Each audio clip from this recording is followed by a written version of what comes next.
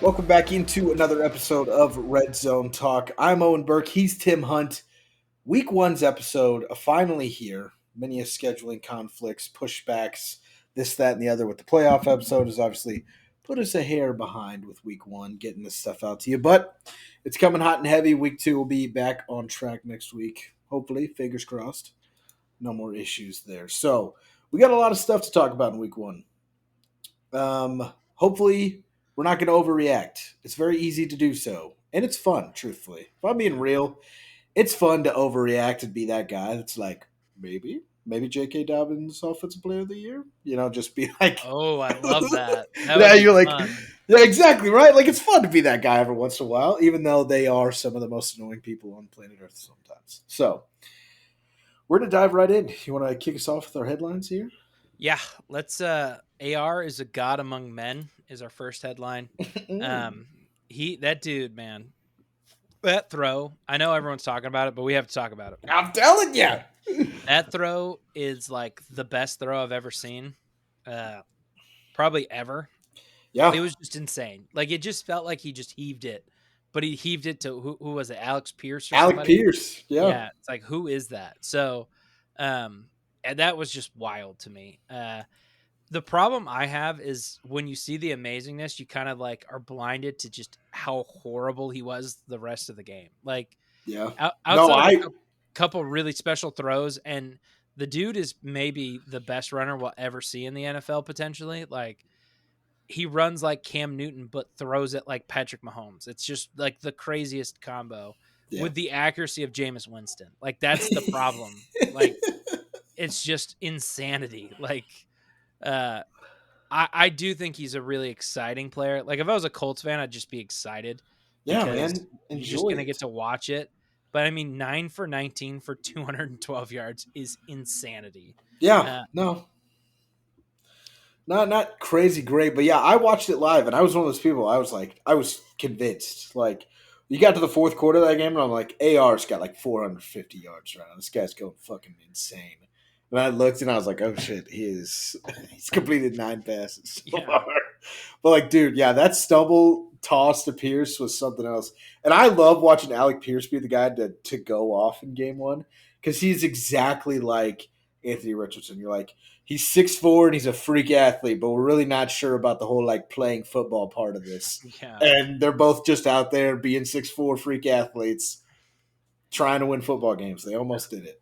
Who's the guy on TikTok that has the college? He does like the when the 3-star recruit's better than the 5-star recruit. You know what Oh I'm talking yeah, about? yeah, I know who you're talking about. Yeah, And he has that one made up like Alabama, like Demontius or whatever. You know what yeah, I'm talking yeah. about? Mhm. That feels like what they're doing with the Colts. They're just like, we're gonna take the biggest freak athletes possible and just hope that they can play football. And Yep. we'll go from there with it. Like it's honestly kind of my favorite thing.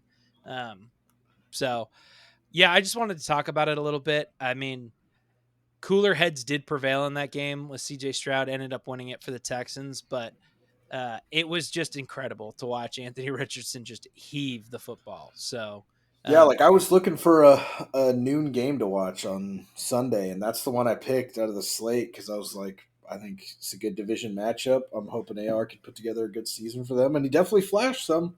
yeah. For I mean, it's his fifth game in the league, so he definitely had some flashes. We'll see if he can put it together going forward. If he can, it's going to get And we, real wicked. and we talked about it in a previous episode where this is more of a rookie year for him than it is Yeah, like a lot of people realize. So, yeah, only playing 4 games last year really doesn't count. yeah. The Um, offensive line gets going. Jonathan Taylor gets going. That team, and he gets going. It's going to be yeah. something. It's going Yeah, to be something. if Jonathan Taylor can be 90% of his own self, like I think that team's going to be really interesting. I think you're going to see a shade of the Eagles, and it's going to come from their head coach, and then similar roster. You have great run game, physical number one receiver. Great O line, yeah, I can Yeah, see that. great O line. I see it. Yeah.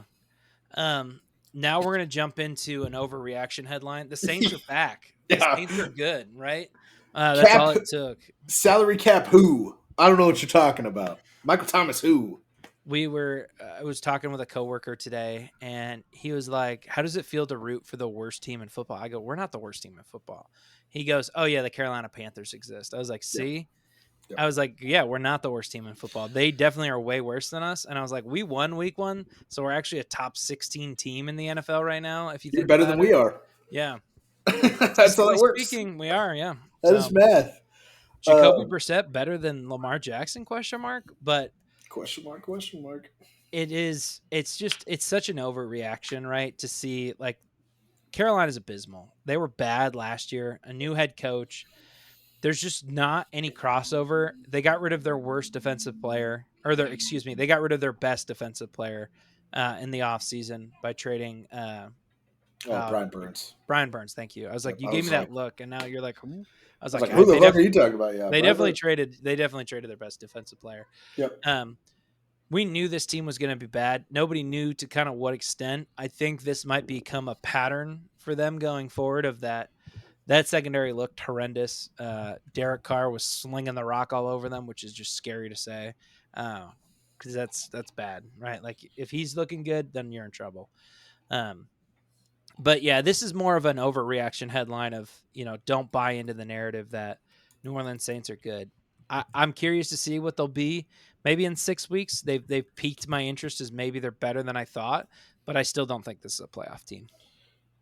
The Saints are not a playoff team. I would agree with you. Like, I think that game is more so about the Panthers just not being great. Like, Yeah.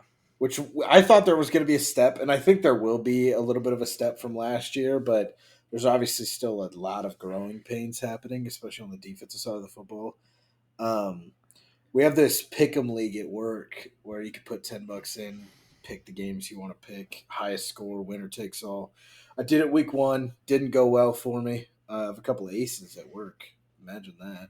Hmm. Um, so like, oh, who's doing week 2? And I was like, I'm not doing week 2. And they're like, oh, look at this guy chickening out after 1 week. And I said, hey, all right, listen, I'm gonna wait a couple weeks. Once I get a better feel for how these teams are looking, and I'll hop back in. We'll win some money. He was like, right now it's just guesswork. I was like, all Mm-hmm. right, I know football. Derek Carr and the Saints put up 47 in week 1. That's guesswork. That's not like, oh, I see this breakout happening here. Like, yeah, no, the Saints are not a great team. The O line played out of its mind. To me, that was a big reason why I think they just kind of had their way. Like, because I was watching Pat McAfee show this last week, and it just kind of kicked on in the middle of the program. And AQ Shipley's talking about offensive lines. He had the Saints at 4, and I was like, "There's no way this is the 4th." And the list was the best performing offensive lines through week 1. So Oh, okay. they have a top 5 O line. Yeah, they might make some stuff shake, but I'm Who not did betting on those 5 guys holding it together and Derek Carr playing that well. who's even rushing the football for Carolina? Like I don't even know. Do they have Uh, anybody of note? No, they Miles do not. Sanders and Chuba Hubbard. No, like I meant like sorry, pass rush. Oh, pass rush. No, Derek Brown's out for the year. Now, Oh, they have Brian. Shaq Thompson. Oh, but he plays. Doesn't he play inside? Yeah, I think he does. Oh, and they have Javion Clowney. Oh, perfect. There you go. I love how Jadeveon Clowney knows that the best spots in his career is always when he plays against a dominant edge rusher, or at least has like 4 or 5 really good options, but no great options. And he's like, "What if I went somewhere where I'm the number 1 option again and Yeah, suck?" that's pretty He'll much what it's going to be. he'll probably get cut in the middle of the year next year, and then will be like that big pickup at the trade deadline as a free agent signing for whoever makes a deep playoff run. I bet you he gets cut this year. I wouldn't. I would not think he makes it Yeah, next year. I that's could. yeah, especially if they suck. Yeah, I could see him going and be like, "Hey, you guys need to cut me so I can go play somewhere else." It's his own damn fault. He should have came back to Baltimore, but Yeah, I'll trade a 6 for him right now. I don't care. just give him a 6. Yeah. I want to talk about the Lions Rams game, Sunday Night Football. That was a great game. Mhm. I think to me, I maybe have underrated the Lions in our preseason predictions. I still had them making the playoffs, but this team is really, really, really good, and Yeah. they they might where AQ Shippey's list. Where did he have the Lions offensive line? Number 1, yeah. See, like that offensive line to me was incredible that game. It was They probably have truly, the truly best impressive. tackle in the game right now. I think Penny Sewell might have cemented himself Yeah. as he's definitely the best non left tackle. I can tell you that much. You take Oh, left for tackles sure. out of it, by far and away the best of the last four positions. Yeah. He is something else. That game was really, really special to go down in overtime, get the ball, and I don't even know, did they throw a single pass? I don't think they did in that overtime drive. Didn't feel like it. If they did, I don't remember it. They just literally handed the ball off to David Montgomery repeatedly, and he just charged them down the field, 70 yards and scored a touchdown. Kind of Mhm. felt like that at the very least. So, um, that's special when you're able to do that as an offense and be like, hey, it's overtime, the game's on the line. Like, do we need to, mix it up and get some big? They're just like, nope, we're just gonna jam the ball down your throat and you can't stop us. Like, um, the defense did look softer than I expected it to, um, especially with a Rams offense that was, missing some pieces in the second half. But uh, Cooper Cup looked great. He looked very, very good again. So Yeah, I don't want to ding the Lions too much for that. That's you're playing the Rams and Sean McVay. They're going to find a way through yeah, four quarters. One of the four, if not two of the four quarters, you're going to look bad defensively. Sean McVay will find that weak spot and get to you. So they hung on and won. yeah, So I mean, that's all that matters at the end of the day. I do. I think we're perfect on the Lions because you're a little low and I'm probably a little high. I think we're both looking at like an 11 to 12 win football team might win their division. yeah. That honestly could probably go win the whole thing. But if it comes down to one big coaching decision, and I've got a bet on Dan Campbell or Andy Reid Mhm. or a couple of these coaches, I think that's where the big coaching decisions late is going to be where they lose games, unfortunately, Yeah, yeah. I which is the worst way to lose. And you got to remember too, like everyone dogged on Andy Reid at the beginning of his career for poor clock management and poor decision making in big moments. So it's you can get better at it, right? And I think Dan Campbell will continue to develop in that. It'll just be something you have to watch. You know what I mean? Um, Not a team I'm going to bet on whatsoever No. because it felt like they should have had the Rams put away and they just didn't. So it'll Yeah. be it's not for their lines. I'd stay away from them for the most part gambling this year. Um, all right, let's talk about the overreaction of the Jets. The Jets are just awful. They're just as terrible Yeah. as can be. If they had an edge rusher like an extra, maybe like a Hassan Reddick On type Reddick guy, type. they might they might pick something up. Yeah, I think the defense. Maybe we should give their defense a bit of credit the same way we I gave the Lions. Like Kyle Shanahan will find a way after a while, but like it just kind of felt like flat out San Fran's game from the opening kick, and I didn't feel too much of a vibe the other way. I to be honest with you, I think it's a really unfair opening game Yeah, because you have a top three offense in the NFL, right? That's not unreasonable. Maybe the best offense in the NFL. And you have a top five defense that you go up against week one, and Aaron Rodgers hasn't played, a game in a year. So to me, I think the NFL kind of did them a little dirty. Like yeah. I think the Jets are better than what they played for sure. I don't know if they're ever were going to be good enough to beat San Francisco. No, and also it's just a horrible matchup outside of that too. You're like, hey, all right, Salah, opening week on the road. Aaron Rodgers' first game back from his Achilles, first real game as a Jet. We're going to put you up against your old head coach who knows how to beat your defense every way possible. Right. Yeah. Have fun. Yeah. Good Like, luck. that sucks. You're going to go play against the guy that you used to work for. I do think it was a dramatic overreaction. I think you'll see them get better throughout the season. This is a team that won 7 games with like Zach Wilson. I don't even know who else they had play quarterback for him last year. Mike White last Mike year, or was that the year before? year before. Mike White was in Miami last year. Mike White's a Chief now. He's on the practice squad, which is wild. Think about Patrick That's Mahomes gets injured. Your quarterback room's Carson Wentz and Mike White. That's that's dangerous. terrifying. That's That's a terrifying. two-headed monster right there. Yeah, they could probably go dual quarterbacks that both throw for 300 yards. Yeah, Like, they could, and then the next game will throw for 180 and 3 interceptions. yep. That's what they should do if Patrick Mahomes gets hurt. Start Wentz one week and then Mike White the next, and just hope you hit them on their good week. Like, Yeah, you're just hoping that you rotate the hot hands. yeah, you're just like, yeah, you're gonna be good this week, right? Okay, cool. You're gonna start then. Yeah, but um, Yeah, I think this team will ultimately be better. I think they're a borderline playoff team. Did you have them making the playoffs? I don't remember. Yeah, I had them at 10-7 as the 10 and sixth 7. seed, if I remember And right. and I think that's about where they're going to be. Their season gets real soft. I mean, they have to go to Tennessee this week, and that they looked like a mess. And then they go to New England, or no, they have New England at home. Excuse me, Broncos at home, Vikings at home. So Yeah, their that's next, a really good stretch. it's a good stretch where you're going to win. They're probably going to win 4 games in that stretch or 3 games and feel really good about themselves. I will tell you, like this is like if there is going to be a roller coaster this year, I think this team is it. Like the highest of highs, lowest of lows. And if they lose 3 or 4 of these games, boy, it is gonna be a rainy day in New York. It is not gonna be a lot of sunshine and rainbows if they drop 3 or 4 of those games because most of those should be pretty easy for how good the Jets are supposed to be. Yeah. I mean, let's say they go 3-1 through that stint. They're 3-2 going against Buffalo, and then I think they get the brakes beat off them against Buffalo. Yeah, Like I think that's what this Jet team is. It's a good team. So it's better than the bad teams, but they're still not a great team.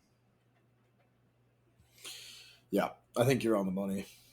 They're So they're one of those teams. You're make the playoffs, miss the playoffs. They're 9-2 versus teams under 500, and then 2-9 versus teams over 500. 500, yeah. Yeah. Um Saquon Barkley, offensive player of the year is our next headline.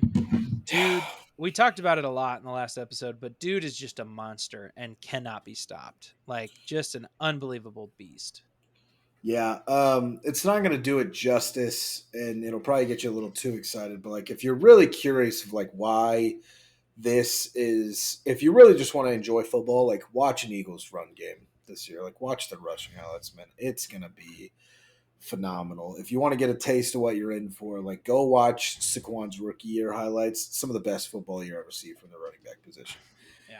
That guy is going to be dangerous, and the fact that neither of us put him down for offensive player of the year either No. last No. week. Stupid. Why the? I think we might need to hang it up. I think we're cooked. Like, They were talking about it today on the Dan Patrick show, and I thought this was a really interesting conversation. So Saquon, a lot of people said this offseason that they overpaid Saquon at $12 million a year, right? So you have wide receivers making 30-40 million dollars a year, and you can get Saquon Barkley for 12. Like that was such a value by Philadelphia to have like a top 3 running back in the NFL and only pay him $12 million a year. Like it's just insanity to talk about that. He's going to touch the ball 20 times and they're only paying him $12 million. Like yeah, and you talked about it last week. Like, we did the same thing when CMC got dealt out to San Francisco. You're like, how? I mean, you could be the fifth best rushing offense with, pick any random no name that's, Jeff Jeff Wilson, Wilson, yeah. and Trey Sermon. You could be the fifth best rushing attack in the league. Why would you give up all these picks to go get Christian McCaffrey? Because we go from fifth best to the best, and the best by a wide margin, Yeah. and that's exactly what Philadelphia has done. So the fact that people are still sitting there doing the same thing is crazy to me. Now, if your argument is 12 million for a guy who's inevitably going to get hurt, yeah, okay, very hard to counter argue that because that is what we've seen. But Yeah. I will tell you, Saquon Barkley plays 14 to 15 games of the 17 possible. He's probably going to lead the league in rushing yards. And he's probably going to lead the league in all-purpose yards because he likes to catch another backfield every once in a while too. Yeah. So And you can't, like, the thing that's crazy is like you take the safeties out of the box, the Eagles have the ability to go deep. You put mhm. them in the box, or yeah, and sorry, you take them out of the box, they're going to run all over. You put the safeties in the box, they're going to pass deep on you. It is like such a crazy dual threat, triple threat team where it's like if there's space, the quarterback will run. If you've got 8 people, and it's a goal line situation, you can hand the ball off to Saquon and he'll find his way. It's just There's not a impossible. hole. There's not a hole on that offense. Like I think just Yeah. about any personnel package that they put out there. Because, like you said, it's a great offensive line. It's a great and mobile quarterback. So you add that depth, that layer of a Yeah. quarterback run. A great running back and a great host for backups, right? Kenneth Gainwell and a couple other guys they have behind Saquon. You have a Yeah. great tight end who can also be a great blocker in Dallas Goddard. He's probably a top 4 top 5 blocking tight end in the NFL. And then on the outside, you have two great receivers that are parallel opposites of each other. I think that's what really, really takes that passing game to the next level.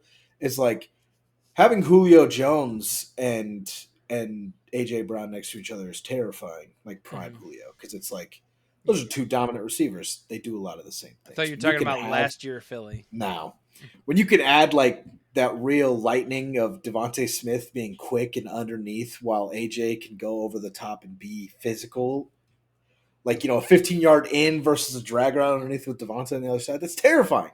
Yeah. Like they could do whatever they want to on offense. The keystone for this team, the thing it's going to be the most dependent on is it's going to be on Jalen Hurts' shoulders, right? If he throws a lot of interceptions and fumbles the ball a lot, they're going to lose games. And when he takes care of the ball and makes smart decisions, this team's going to be unstoppable. So that's really the question you're asking yourself with Philadelphia is how good is that quarterback? If Jalen Hurts plays at 2 years ago when he was at an MVP level, I mean, this team might be unstoppable. Like they could win 14 games easily and be the first seed in the NFC. Uh, all right, you ready for some pump the brakes? Yeah, we're gonna dive into it just for everyone's knowledge. The grimace that I had on my face just there at the end of Tim's sentences, because we're playing each other in fantasy in one of our dynasty leagues this week, and I just so happened to start Tua Tagovailoa in my QB1 spot. Still have the super flex spot to put Lamar in, but I said Tua's gonna have a good night. They're gonna have to throw to beat the Bills. Tua's got 2 picks and a touchdown, and it's his second quarter currently. So Yikes! not going well, not having fun. Hopefully that's better by the end of the recording. Yikes! Yeah, I play one of my friends. I play him in like 2 dynasty leagues, and then I think in an ESPN league as well, like a in year the to year. same week. I play him like 3. I'm playing him in I think 3 teams. I meant to That's text him about it crazy. the other day because I kept looking. I kept going to change my lineup because I just normally I do it based on who I'm playing. Like, oh, I've already changed that Oh, you're lineup. like, oh, I already did that. And then I kept clicking into it. I was like, God, I've already done this one. And then I was like, oh shit, I'm playing him twice. I was like, I didn't even realize it. Yeah, It's small world. I had a pretty decent week one. 6 Yeah. fantasy leagues. I went 5-1 across I the six. I did my So old classic where in the year to year fantasy league, I think I went 0-3. yeah, And then in dynasties, I went 2-1. I just, for some reason, I'm just better at building dynasty teams than I am drafting year to year. But it's fair. I have Christian McCaffrey in 2 of my 1 year leagues, so Makes that sense. that dampered a lot of the production. Yeah, that should be illegal. Yeah. That should be illegal. And people are like, oh, no one cares about your parlays or your whatnot. Like, Mhm. and I'm like, if they did it the opposite, and they're like, oh, he's not going to play, he's not going to play, he's out, he hasn't done anything all preseason, and then week one they're like, oh, actually he's day to day, and then 6 hours later, like, oh, just kidding, he's playing. The NFL would take issue with that because they're not game planning for Christian McCaffrey this entire time. Then all of a sudden you're springing an all pro running back on Yeah. this defense. For the flip side, it should be the same thing. I think you have to enforce it both ways, in my opinion, I agree. Now, if they knew he because was, it sucks. Like that yeah, sucks for people that drafted him. Like yeah, you're like, there's not anything next to his name during the draft session. Not a Q, not a day to day, nothing. there was. And We talked about one guy who was smart enough. He left an empty spot on his roster and picked him up, yeah, and then so subbed him. And I'm like, that's crazy smart. I played against him. It lost me the game last week. I think I was gonna like He ended up being fantasy running back 1. I'm pretty sure, wasn't he? Whatever that uh, guy's name is. What is it, Jordan Jordan? Mason. I think he was. I don't know if he was or not, but again, like I was up like 8 points, and he had drafted the Niners kicker, but he didn't play him. Like he started Cairo Santos for Tennessee for no, Oh, which damn. pissed me off even more. I was like, you probably would have, because Jake Moody went for 26, the 49ers kicker. Um, so he started Santos and he cut Moody off his bench and picked up Mason, and then Mason went and won in the game, which I was like, it's funny because you could have just played a hurt CMC and Jake Moody and you would have beat me outright, but you had to cut Jake Moody to go get Jordan Mason just to beat me week one. That's my only loss. Was the old Jordan Mason swipe on Monday night. I So swear I added this guy in one of my leagues, but maybe I didn't. I added Alec Pearson a couple, so mainly Gotta, because my dynasty leagues are desperate and void of talent, and I will take any glimmer of hope I can get. trying to find him. He's running back 5. Sorry, a little dramatic. Running back 5, week 1. Keon Coleman better get his shit together. Yeah. All right. Let's do some pump the brakes here. Dennis Allen, Coach of the Year. Pump the brakes, yes or no? Slam the fucking brakes, brother. What are we talking about? Definitely cannot overreact to a blowout win against the worst team in the league. That's just now they go out there and blow out the Niners, the Ravens, the Chiefs, put up 47 on them. Like even if it was Cleveland, if they went and hung 47 on Cleveland, I'd be like, okay, maybe this team is good because at least that's a really good defense. Like you hung 47 on who? On Jadeveon Clowney. Good job.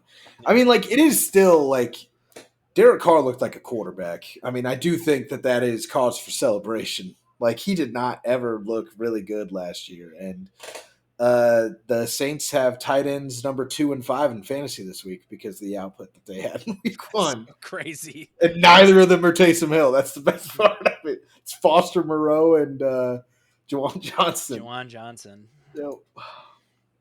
Yeah, pump the brakes there. Can't freak out about the stomping of the Carolina Panthers. All right. Joe Mixon will end up being the better trade than the Stephon Diggs for the Texans this year. You know what? I'm not gonna pump the brakes here. Like I think this is true, like outright a fact. And I think there's a couple things come into it. One, Joe Mixon looks better in that first game in Houston than I think he did at any point last year or the year before, possibly. I think Mixon has been on a steady decline for a good chunk of time now. And there was some life in those legs on Sunday afternoon. Because, again, that was the game I watched. And I was like, holy shit. I was like, Joe Mixon looks pretty fucking decent right now. I don't understand why he was so revitalized in that game. It was so intriguing to like. I thought, okay, they gave up nothing for him. I'm like, it's a smart move. He can catch. Like he'll be, he could be your third down running back. Like Damian Pierce will be the majority of the workload. I was completely wrong. Like Joe Mixon was that guy. Yeah. And I figured he'd be the workload guy. I just didn't think it would be productive. Like I thought it was going to be the same thing in Cincinnati where it's, 20 carries a game for 60 yards. And we're like, man, this guy – in fantasy, it drives you nuts because he gets all the opportunities in the world getting 20 carries a game. He just can't fucking spring nothing. There's no breakaway ability. If you can't break a 60-yard touchdown at least twice a year, it's like, well, what are we doing as a running back? Like that's where that big shot value comes from. And he looked great in that game. And I think also to pair along with that, Stephon Diggs, and I didn't think anything of Tank Dell and Nico Collins last year. I was like, they have nobody in the receiver room. Now all of a sudden they have 2 studs. And I'm like, Diggs is a great pickup and a stud receiver who boosted Josh Allen's career, right? Like Josh Allen didn't have a great rookie year. It was okay. It wasn't great. Yeah. He turned into a top 3 quarterback in the league with Stephon Diggs next to him, So you thought that was going to have a big impact, but honestly the receivers there were pretty damn good already. So it's a little bit of Diggs is boosting a room that was already pretty good versus Mixon. Maybe the offensive line in Cincy wasn't only hurting Joe Burrow. Maybe it was hurting Joe Mixon this entire time as well. That's what it kind of feels like because, boy, he was moving. And the Texans' O-line looks good too. So, yeah. No, I agree. And it's going to take some pressure off of Stroud, right? Like, yeah, I think that's what they need. Yeah, Stroud is like I mean, how many? He only attempted what? Under 30? Yeah, 32. Yeah, he passed the ball 32 times. But they felt like they had the ball forever. Yeah. Like watching that game, I was like, man, does Houston ever not have the ball? Like that's kind of what it felt like. So yeah, it's one of those. The Colts were either like they had 2 long drives and the rest were either punts after 1 first down or it was a 60-yard bomb and it was a touchdown. That's all the Colts could do. So it just I wonder, can you look up time of possession on ESPN or no? I'm sure you can. Yeah. Like I wonder what that is. It's got to be crazy. Oh, team stats. Here we go. Yeah, it'll be on that page. Time 40 minutes for Houston, 20 minutes for Indianapolis. That's crazy. It's very close. That's a quarter and 5 minutes for the Colts and basically what 2 2/3 of a quarter for the Texans. Like they just had the ball in their hand forever. Doubled them up on time possession. That's crazy. Yeah, that is nuts for an NFL game. That's something like college teams do. But all right, now we're gonna do the Baker game. I love this game. It's my favorite Ooh, game. I don't know how many times we've played this. We've probably played it like 2 or 3 times with Baker. and it's Um, always different answers. yeah. It's the best part. So Baker obviously looked really good in his debut. And Deshaun Watson looked really bad. It was a decrepit offense in Cleveland. It was sad. Before you get into it, I saw this on Twitter. I have to tell you this. So somebody tweeted, and I literally bust out laughing in the middle of work. Um, they were like, I know that this is a bold thing to say, and it's tough to believe, but I truly believe that right now Deshaun Watson might be a better person than he is a football player. And I was like, Yeah, I watching that game, I'm like, damn, maybe he's right. I think I sent that to you. It was a Big Cat that they were Was it talking Big about Cat? it. Yeah, it was Big Oh Cat.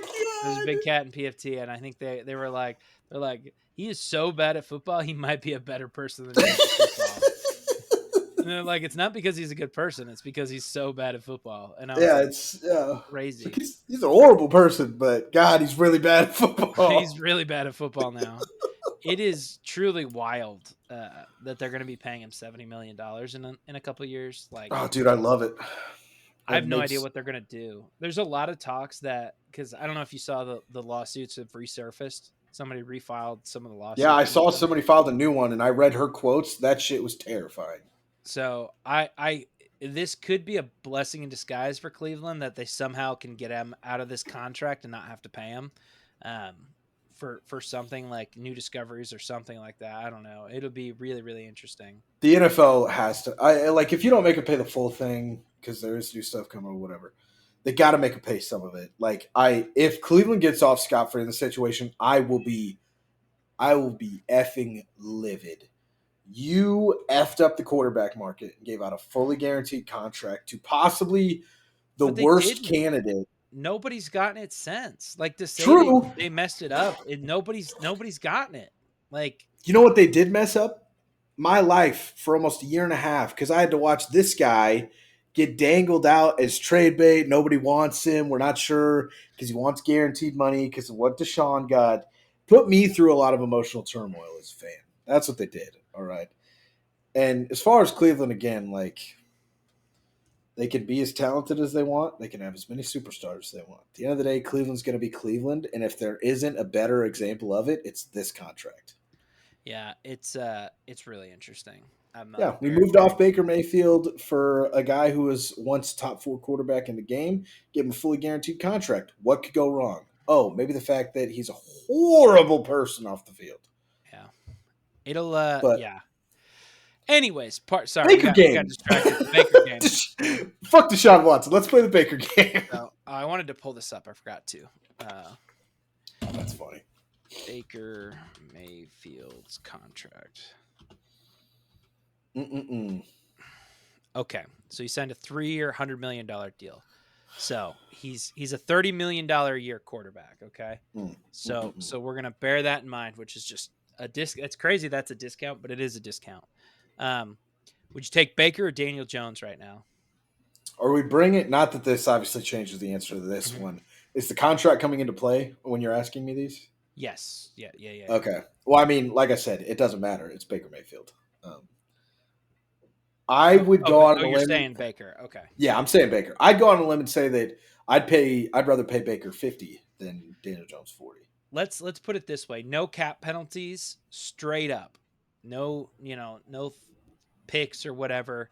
Straight up, right now, the Giants call Tampa Bay, say, "Hey, we want Baker. We'll give you Daniel Jones." What all like? Let's scale this a little bit. What would New York have to include to make that deal happen? Oh my god. It's a really interesting question, right? Like, yeah, cuz I don't know if he gets the Matthew Stafford, but I bet you it would be a first and a second for Daniel Jones and then for Baker Mayfield. That might be crazy, but I don't think it is. am I like do I have to give up extra value for them to eat Daniel Jones's I think contract? so. I think that's part of it. Like if that's coming into it, it's a first and 2 seconds. It might be two firsts. And the only reason it might not be two firsts is because of how I horrible. Well, They can get out of Daniel Jones' contract after this year. yeah. I think they have an out this year. It's just one of those things where I think if you're Tampa, you're like, how about you trade for Baker and you keep Daniel? I don't want him. Like, what about that? What if we did that type of deal? Yeah, it's only 22 million in dead cap if they cut him after this year. Which they So will so if they're they smart. can pretty much get out of it. So it's not really that much, but yeah, I think it's at least I think a first for Daniel Jones for Baker Mayfield is about value. And since it's the Giants, you probably know it'll be an earlier pick, but I don't know, dude. Baker Mayfield to Malik Neighbors would be fucking terrifying. all right. Next person I have on this list is Deshaun Watson. In a heartbeat, I'm taking Baker. I would take Baker as well. This is, Pretty candidly too. Pretty easily. yeah, very easily. Like, I would almost argue that that's easier than the Daniel Jones one, truthfully. I think because we're including the contract, I agree. I think I I think it think that is. contract makes that really. I don't even think it's possible to trade the Deshaun Watson contract in No. general. I don't know who would ever take that. Even if he was, like, attach his contract to like what Dak Prescott did last year and what we expect him to do this year, I still don't know if it's tradable just because of how much ridiculous amount of money. I mean, it's more plausible because I'm actually trading for a decent quarterback and not the shell of Deshaun Watson. But still, yeah, that contract is probably one of the more untradeable ones in NFL history. They cannot get out of him for 2 more seasons. I love it. Next year, his salary cap hit is 72.9, and the year after, it's also Yeah. 72.9. I apologize if there's any unfortunate Cleveland fans that happen to be listening, but eat shit and die, Browns. That's you run Baker Mayfield out of town. That's one thing. You replace him with this horrible guy, Deshaun Watson. That's another thing. Give him a fully guaranteed contract. Make my team suffer in contract negotiations with Lamar. Die. I hope there's another 20-year drought waiting at the quarterback spot. All right. Bring Next it. quarterback I've got is Trevor Lawrence. Ooh. So this is a weird one because his contract is goofy. Um, this year his cap hits 15, and then it goes to 17, 24, 35, 47, and then they have an out after that year because the following year he goes up to 78 million. In 2029 his cap hit will be 78 million. But they can cut him and not have to deal with it. Or just rework that before it kicks Or in. rework it, yeah, Spread it before that out. starts. It's honestly a pretty solid for like how much total money he was getting. Like, what did you say the year by year split was on that again? It's this year it's 15, it goes up to 17, then 24, then 35, and then 47. That's damn manageable. I mean, that's honestly a really good deal. So we talk about this sometimes. This is a good thing to talk about. So you see the ESPN headlines, right? Trevor Lawrence signs new deal, $200 million, and you're like, oh, that's fucking crazy. Highest paid quarterback in the NFL. Highest paid quarterback in the NFL. And then you look at the numbers of how the contract was broke down, and you're like, that's not bad. Like he is not getting actually paid that much, and there's no way they pay him the last No, yeah, $140 million of that deal. yeah. That last year will always be either voided or extended or spread out or something amongst sections. There will never pay him that 78. Yeah, Like when you compare that to Lamar, who was it like 27 and then 34 and then it's going to go 73 and then an out and then 75. Like I'd much rather obviously have Trevor Lawrence's contract. they really have two outs because after 2027, his dead cap number is 7.5 million. Oh So yeah. so there's only $7 million guaranteed in 2028. So And that's the $78 million year? no, that's the year before that even. Oh yeah, dude. So they're Wow. nothing. But the question Wow. is the consistency of Baker better than that of Trevor Lawrence? I think right now, even on that deal, I would probably take Baker Mayfield. Like I feel like I haven't seen. I saw more flash from Anthony Richardson in Week 1 than I feel like I've seen from Trevor Lawrence in the last 6 games I watched of him. Like Yeah. I just have not seen that generational quarterback compared to Andrew Luck guy in a while. And it's not me over. I've always been a Baker guy. It's not. Oh, he had 4 touchdowns Week 1. He's the greatest quarterback of all time. Like I've always been higher on him. I think when a team can rally around him, he becomes that much better, and he's got that in Tampa now. They beat Philly in the playoffs last year. He's playing with confidence. and his offense, his line likes him. Mike Evans loves him. Chris Godwin loves him. It fits. I think I would take Baker at this spot. That Trevor Lawrence contract really makes it close. Like, I think I still lean Trevor. It is close. I agree with you. I think yeah, I respect either answer. this is about where it is. The other thing that's crazy, Baker Mayfield's 29 years old this year. Like that is he's Wow. old. Like he's not as old as he's older than I thought he was, to be honest with you. Trevor Yeah. Lawrence this year's 25. So Wow.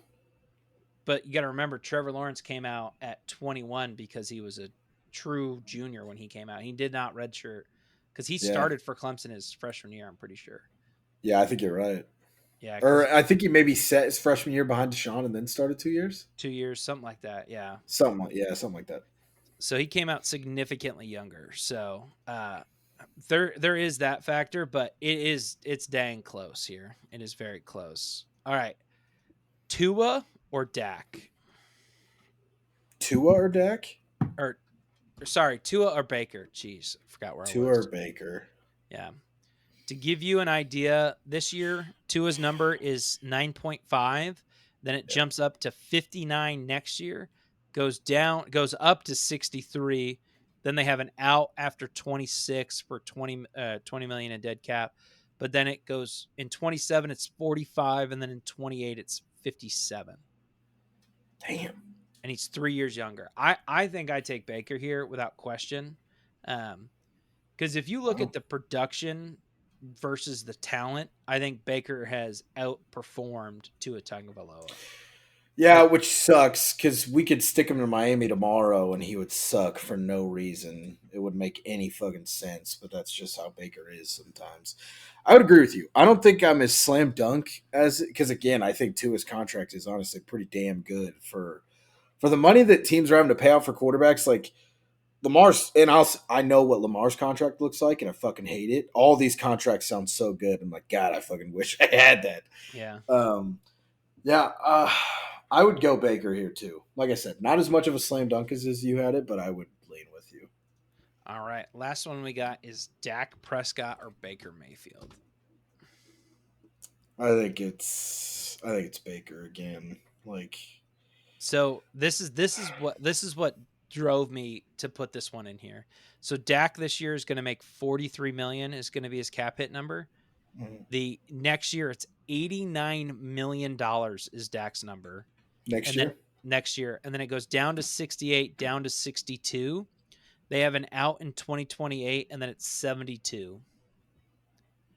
what the fuck is Jerry Jones doing? I don't know how they're going to pay anybody, but No, and I saw.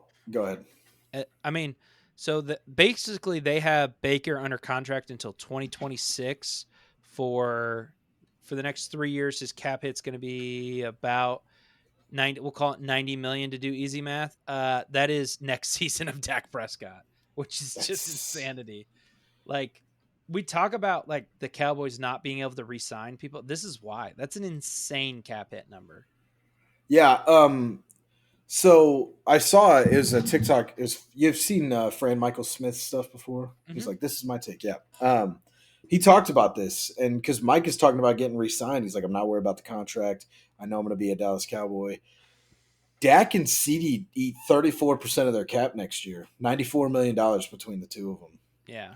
That may be this year, actually, not even next year. It can't be next year. Want to know why it can't be next year? Because Dak's at 89 Dak's getting 32% of the cap next year by himself. Yeah. So I think this is based off this year, and it's 34% of their cap. And if Micah were to sign Nick Bosa money, which it's probably going to be more because that's how contracts work, you sign it later, you get more money. If he were to sign that contract, they would take up 40% of their over 50% of their cap room would be those three guys if they were to sign Micah to what he's worth. Yeah, that's insane. You cannot field a roster. Like you legitimately, I don't know if you could field 53 guys around that. You that can, are like, dude. They'll convert money and move it and do all of that stuff to They'll hire the Saints guy and make it work. But you can't have a competitive team. No, not at all. That's the problem. Is those middle tier guys that you're paying, you can't pay $10 million to that guy, this guy. a guard becomes a free agent who's a solid starter, you can't afford him. You know what I mean? He's just out of the question. He's going to So, go get 12 from Carolina and be happy. and just because of his cap hit numbers, I would take Baker. I think Dak's a better quarterback. Like if it was just hey quarterback play, I would take Baker or take Dak, excuse me. But because of the contract, I think I take Baker here. Yeah, I would agree with you. And the play, obviously, we need to see a little bit more consistency from Baker, but like the play, I don't think is super. I think there's a massive gap. Like I Yeah, probably have Dak at 6, 7, 8, and I'd have Baker at like what 9, 10, 12. 11, 10, 11, 12. Yeah, somewhere in Like there. I think he's inching up. I think you're right. I think 12 is probably the number, but I think he's moving upwards.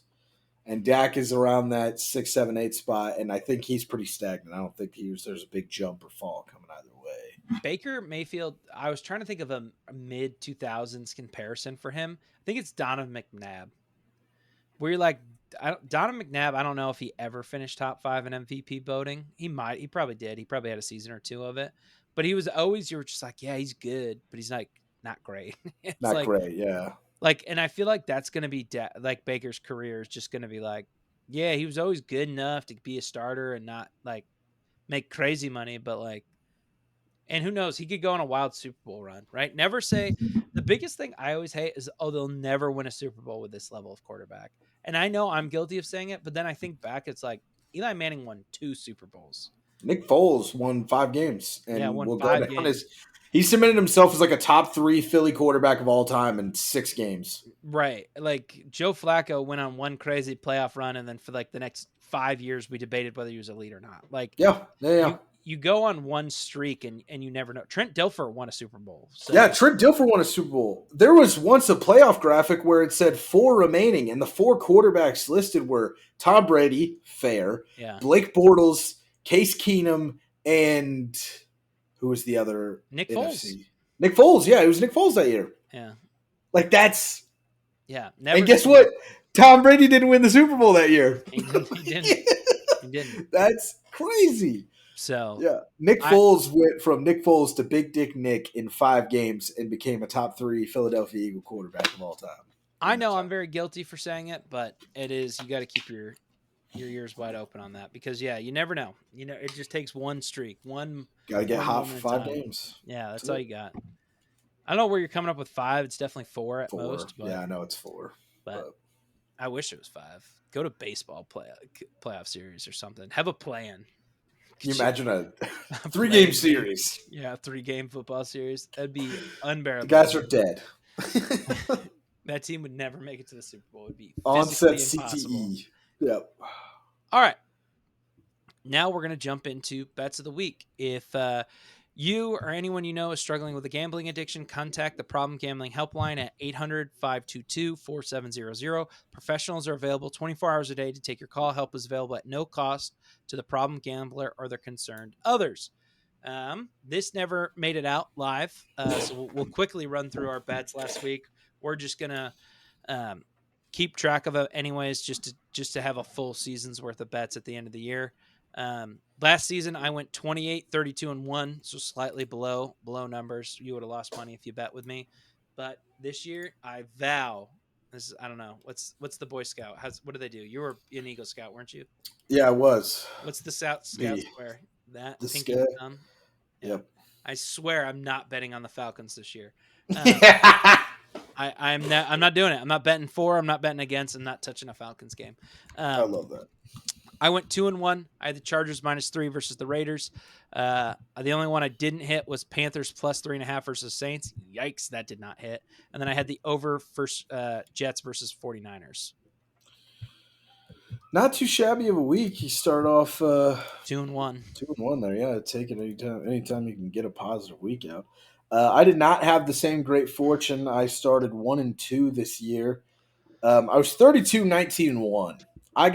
There were some weeks where Tim bet and I didn't last year, so I had a couple less opportunities to rack in some losses, but I was red hot. So I'll take 32-19 anytime I can get that good of a margin. So My picks last week: Atlanta and Pittsburgh under 42.5. That was an easy one. They only got up to 28. Houston -2.5 versus Indy is the first heartbreaker. Houston won by 2. I needed them to win by 3, so that's a loss for me. And you had the Panthers +3.5 versus the Saints. Bad pick. I had the Giants +1.5 versus the Vikings, and both of those were flops if there ever were some. So yeah, a bad week for me, but we're looking to get back into the saddle with some great week 2 picks. So All right. First pick I've got here, I've got Chargers -6.5 versus the Panthers. Chargers defense is definitely better than the Saints defense.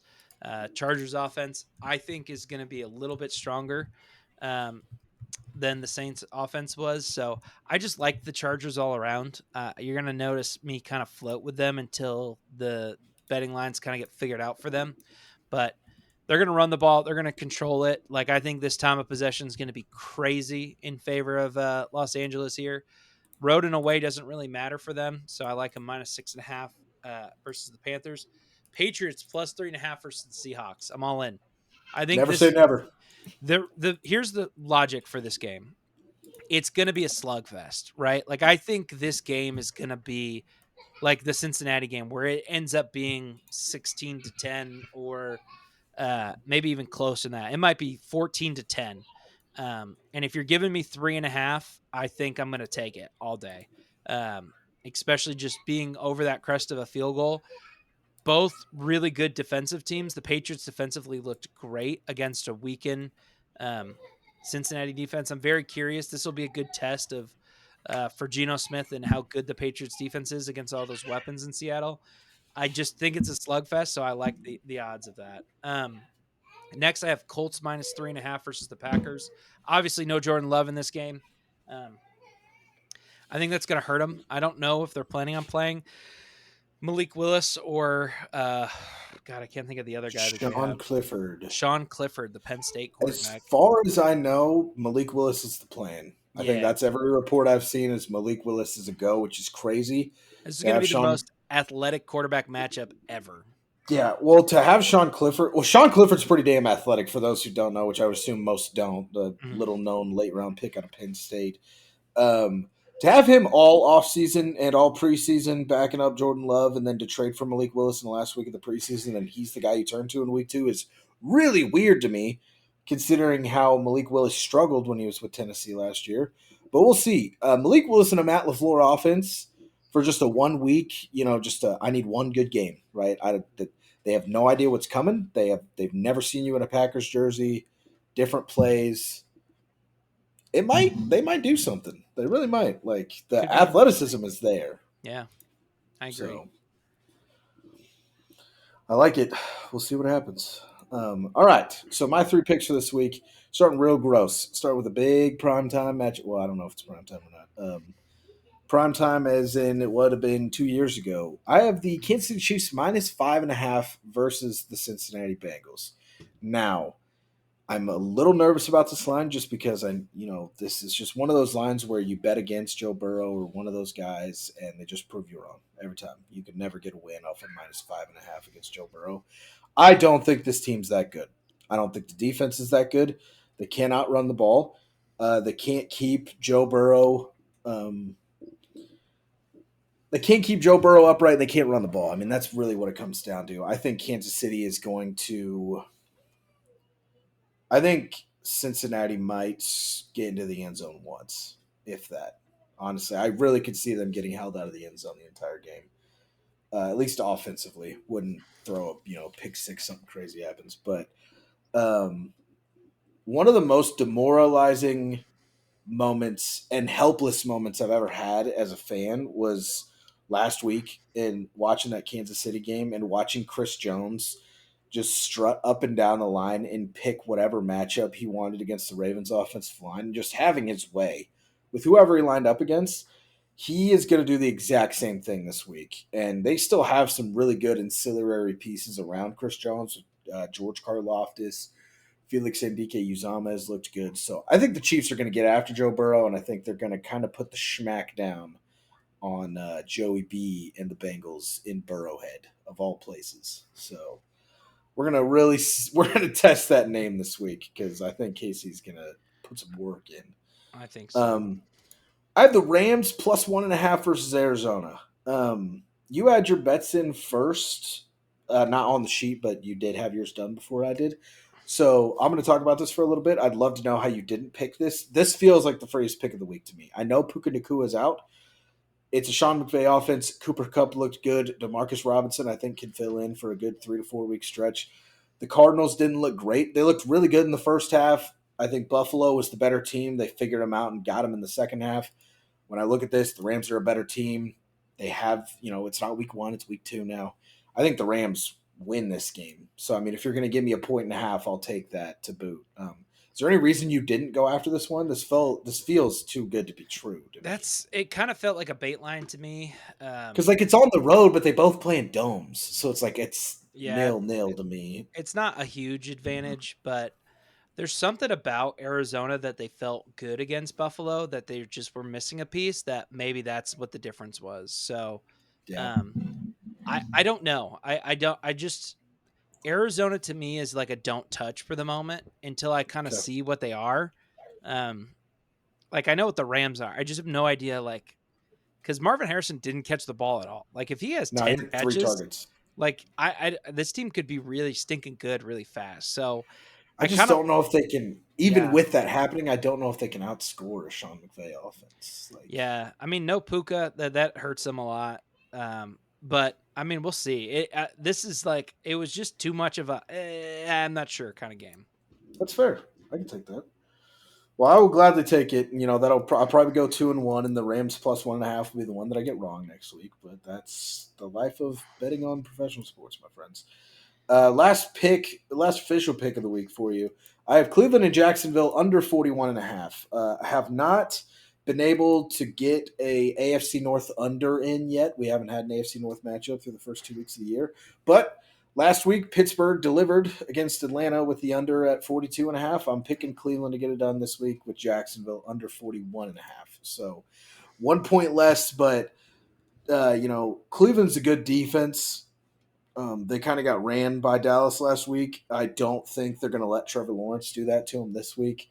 It's an offense that, if I had to pick a biggest weakness, it feels like confidence a lot of the times, right? Like you're like, dude, all this talent, you're the quarterback here. Go play football. And sometimes I just watch them and I'm like, run, run, pass, run, run, pass. I'm like, this is not inspired football. This is not who you guys are supposed to be. So in a low scoring stinker of a game, Jacksonville beats Cleveland, but I think it stays under 41.5. So that's my last official team pick. I will tell you for any of you prize picks or any of you player prop kind of guys, if you see Lamar Jackson's rush yards anywhere under 80, take the over immediately. Prize picks has his line set at like 50.5. Hammer it. They're still running the lines off of what he did last year when he was 20 pounds heavier. This man had more passing yards than Josh Allen in week 1 and more rushing yards than Saquon Barkley. All right. Lamar Jackson is fucking back as far as single game player props go. So, and if you want more explanation than that, our offensive line isn't great. The Raiders' defensive front's great. So, you know what that means? Lamar Jackson's going to be running his life half the time. He will scramble quite a bit. He's going to beat 50 yards. I'd be surprised if he didn't do it by halftime. So, if you're putting any prize picks, looking for a free leg, to me, Lamar Jackson's rushing yards, anything, if the line is under 80, take the over on it in a heartbeat. I So like it. that's where I'm at for the week. And I'm going to try to keep track of individual bets as we go through the season. Just copy and paste what we have over. And then at the end of the year, we can hopefully have a little award show of like the team that cost me the most money this year. Obviously yours, the Atlanta Falcons last year. Yeah. Just to see, because those I would kill. And maybe I'll sit down and go through all the shows last year. I want to know your cumulative record betting on Falcons It games had to be last year, horrendous. I was dude. so bad. I don't know if you got to win really, because it was so inverse too. You're like, oh, this is an easy win. Falcons -3 versus the Steelers. They'd flop you. Next week they're playing the Niners. You're like, well, they fucking sucked last week. Give me the Niners -6.5. You're like, actually, the Falcons beat them. You're like, Yeah, I couldn't win. I just no it matter was, what I was on both sides of Atlanta so many times. It was horrendous. I was like, yeah. I can't bet on that team. Like Betting I don't pluses, betting minuses, against them, for them. overs, unders. I don't know if I hit a single one with them. And I bet Couldn't touch them, dude. Couldn't touch them. every time I So, thought I was out, I was like, I'm back in. This is the line. This yeah, is the one. This is this the is my one to team. win. Yeah. I was like, oh God, I hate them. Hate them so much. I think they're gonna be good, which is crazy, but I still hate them. Yeah, I'm with you on that one, brother. But I'll try to keep track of that so we can get to the end of the year and have some knowledge there. So, alrighty, folks. Well, that's going to do it. A nice and sweet hour-long show to get your week 2 action rolling. So keep it locked. We'll have it's the week 2 episode will be coming out next week. Some more bets. We'll overreact to week 2 a little bit less than we did this week, but more great football is on the way, folks. That's for sure. We got a couple, like 16, 17, 18 great weeks of football left before it's gone again from our lives, so we got to enjoy every second we can.